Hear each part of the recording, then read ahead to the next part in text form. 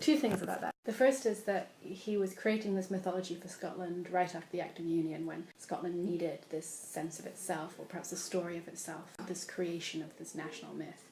But the other thing is whether the story really was ever for the Scottish, or whether it's more for sort of marketing image of Scotland to the rest of the world. So is the mythology for the Scots to tell the story of themselves, or is it to tell the story of Scotland, which has been consumed and is consumed by tourists from all over the world? And I think probably even more than Macpherson was Sir Walter Scott, right? He really invented this romantic notion of Scotland, but that was really for the English. I mean, that was for Queen Victoria, who then, came up and built all these fake Scottish castles and a vacation in Scotland. So this kind of romantic idea of Scotland was invented for tourism as much as for anything.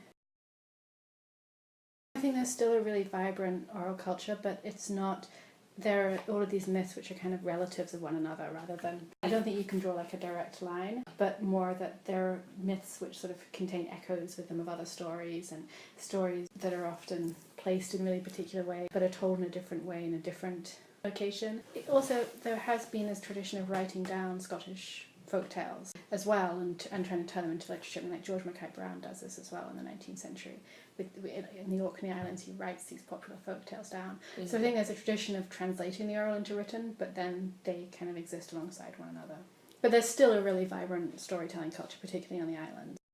I guess the question is sort of how much Scotland has swallowed this fake mythology of itself and has begun to believe it and then repeat it. Which is why I was saying it reminds me of England book we're reading, because that's exactly sort of what happens. And particularly with the resurgence of Scottish nationalism that was often based on this inaccurate or partial view of Scotland. So I think there is part of that you have somebody writing these fake myths down and then they get recirculated, and then like there's a whole culture based on it. Like I think Roper talks about the kilt in this context, doesn't he? Because the kilts, there's nothing authentically Scottish about a kilt. Now it's become like the most Scottish thing you can do, and it's real now. It's not, I mean, like they're worn to ceilidhs and to weddings and to funerals, and that's not fake. That's a real portrayal of Scottish culture, and yet it's based on something that was fake.